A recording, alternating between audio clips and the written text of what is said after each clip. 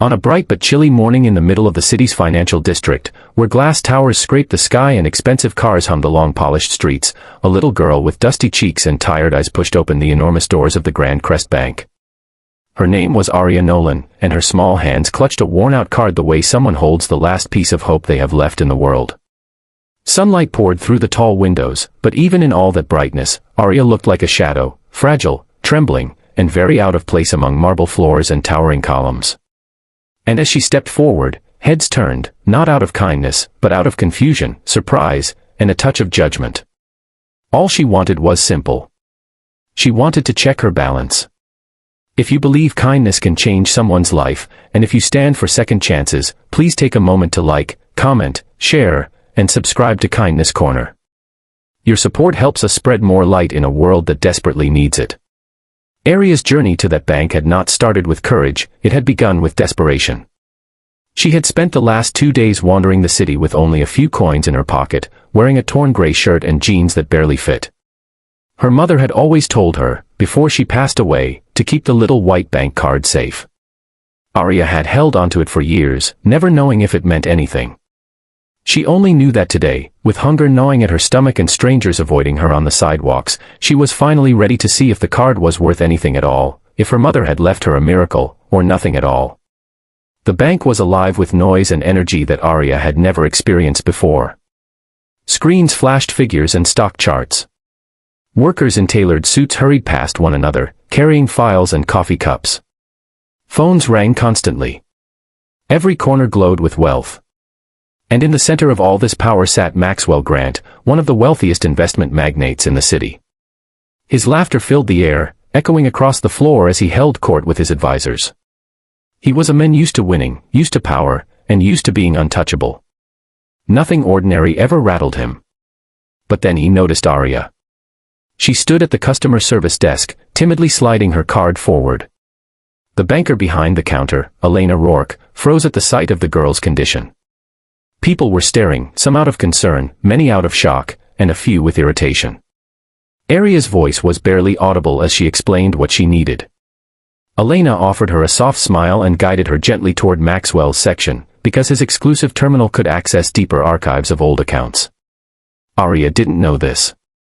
She only followed because she wanted to finally know if she had anything left in this world. Maxwell watched her approach with mild amusement.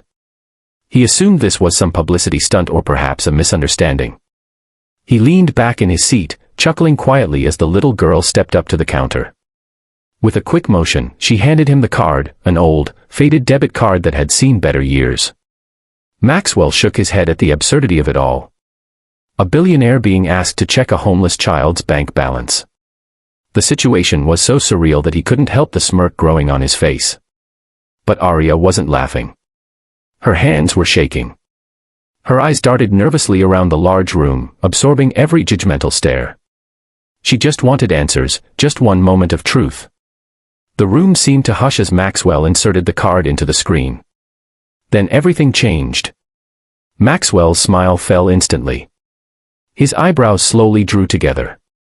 He leaned forward, rereading the digits on the screen as if they might rearrange themselves into something more believable. His advisors stepped closer, their faces shifting from curiosity to shock.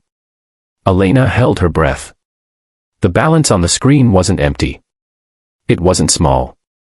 It wasn't normal for someone like Aria. It was enormous. Aria's mother had once worked at a small community center where she met a kind-hearted entrepreneur named Victor Hale. He was childless, aging, and grateful to Aria's mother for caring for him in his final months. Without Aria or her mother knowing, Victor had created a trust fund in Aria's name, a fund that grew year by year, untouched, accumulating interest and investments that Victor had set to continue even after his passing. He had hoped, one day, that Aria would find her way to it when she needed it the most. And today was that day. Maxwell stared at the figure, realizing that the girl standing in front of him was not just a child in need, she was one of the wealthiest individuals he had ever encountered. Wealth that she herself didn't even know existed. Wealth that could change her life forever. For the first time in years, Maxwell felt humbled. Completely, utterly silenced. The girl he had laughed at was now the owner of a fortune that outclassed even some of his clients. The room watched as he rose slowly from his chair, looking at Arya not with pity anymore, but with respect, a respect she had earned without even knowing it. Arya, however, didn't understand the number on the screen. She only knew that Maxwell suddenly looked different, less amused, more human. Elena crouched beside her and explained softly what the truth was. As the words washed over Arya, her lips parted in disbelief. Tears welled in her eyes. She wasn't alone anymore. She wasn't helpless. Her mother had left her something far more powerful than she ever imagined: security, hope, and a chance at a future. People in the bank whispered, stunned by what they had just witnessed. Maxwell, famous for his arrogance, was now gently helping Arya gather her things. He offered her food, water, and promised to assign his best advisors to protect her interests until a proper guardian could be appointed. Arya nodded, still overwhelmed, clutching the card that had just transformed her life. It was still daytime, sunlight shimmering through the high windows, but for Arya the world felt new, warmer, brighter, and finally, safe. If this story touched your heart, please remember to like, comment, share, and subscribe to Kindness Corner. Your engagement helps these powerful stories reach more people who need hope. Before the story ends, please comment below, what would you do if you discovered a miracle when you least expected it? As Arya stepped out of the Grand Crest Bank later that afternoon, walking into the golden daylight with a small smile forming for the first time in years, she realized something profound. The world could be cruel. The world could be cold. But sometimes, hidden in the most unexpected places, there were gifts left behind by those who loved us, gifts powerful enough to change everything. And that day, Arya carried hers close to her heart, knowing her life was no longer defined by fear, but by possibility.